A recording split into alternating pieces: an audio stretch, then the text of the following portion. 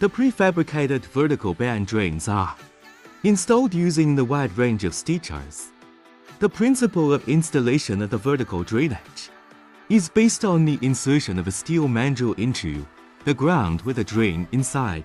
The drain extension at the bottom of the mandrel can be connected to an anchor plate or stick to help the anchoring of the drain. Automatic anchoring systems are also available, keeping the drain at depth during retraction of the mandrel. After the mandrel has reached the surface, the drain is cut and a new anchor plate is connected to the bottom of the next drain.